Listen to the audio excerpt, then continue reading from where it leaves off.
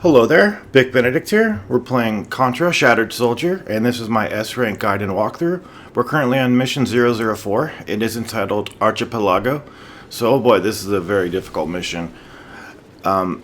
The beginning over here is quite difficult to get to the first boss. Actually, it's the second boss. It's just boss after boss after boss.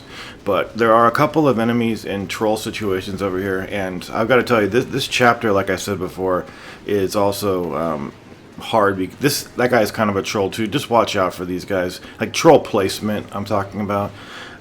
Reading the description about the training mode nonsense, if you will. I don't have enough time to talk about it. It's so brief, these videos. But the snail boss fight over here, he does this bubble attack where you've got to wave the flamethrower in front of you like that quickly so that you don't get hit by the front of the truck.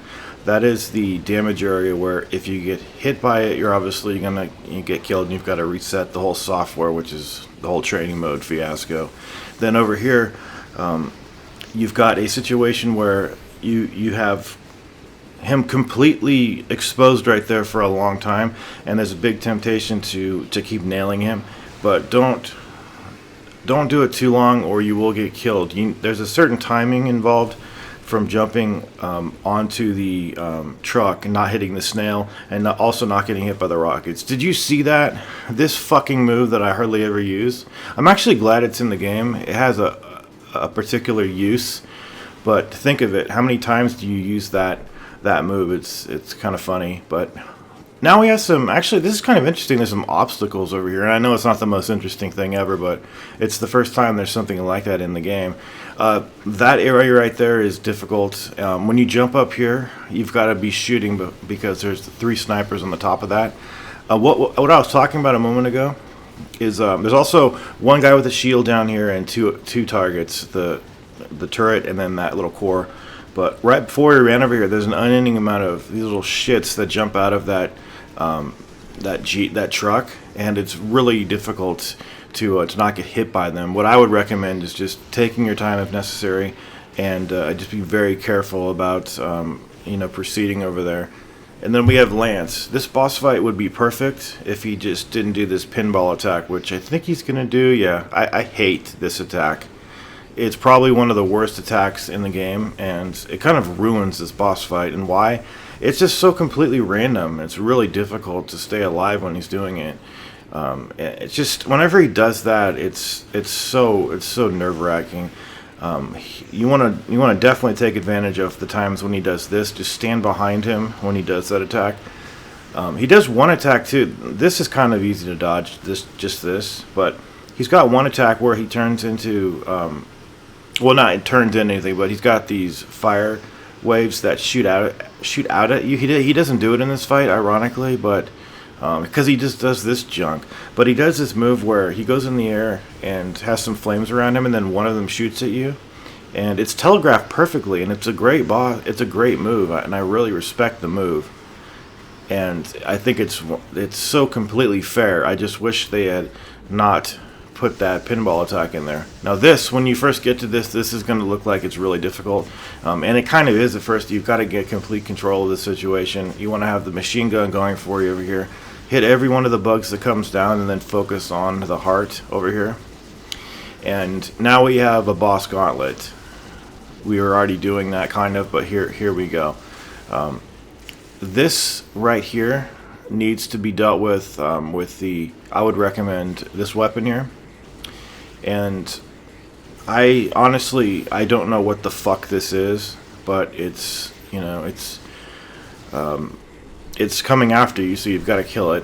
It's kind of ridiculous and stupid, so I really should talk about the next segment, because these enemies over here, they kind of have it's really interesting actually. So gather around the campfire. But no, this is strange because they seem to have some kind of a joint or communal system of health. And one of the hardest moves that they do is after you kill one of them, they will do this attack where they throw all these balls at you, and you've got to like, they all are raining down on you, and you've got to be very particular about your movements.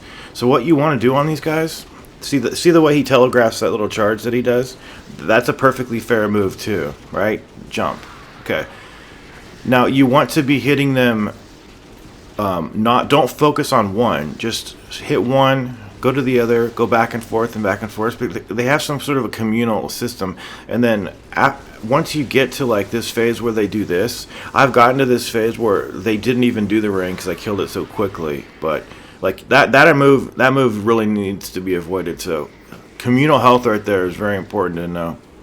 And then this over here, this can be easily killed by doing this method. Use the flamethrower, jump, latch onto the ceiling, wait for the fire, jump down, aim up, and don't worry, he's not going to hit you. Keep hitting the core of this over here, and he'll start bleeding the green blood. There we go. He's dead. Final boss.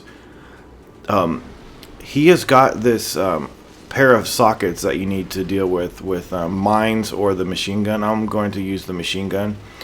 Now you've got to kill all of the body parts to get your hit rate completely satisfied. So what you want to do is shoot about 10 to 12 shots at the eye, a little bit more maybe, and I think what it is 15 or so shots at that eye. So like if you shoot about 12, you want to put him to the verge of death, because you don't want to deal too much with these pink lasers that he shoots out. When you shoot the sockets, the lasers will increase the number of them. So we shot one of them, so now there's 3 coming at it. So when we shoot the other socket, we have to avoid 5 sockets.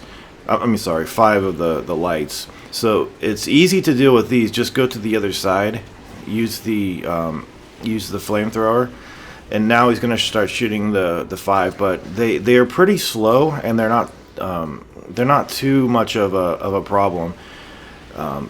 You want to do this in the method I'm doing now of putting him to the verge of death, because once you shoot the claws over here, they do like post-mortem attacks here, where they will like part of the body that was left in there will shoot like lasers that attach little lights that attach to the, like this one here, that'll attach to the rope and be a problem for you as you're trying to deal with the rest of this. But putting him to the verge of death over here, you barely have to deal with any of that nonsense right there. And woo, that was, god damn, that is hard. That truly is difficult.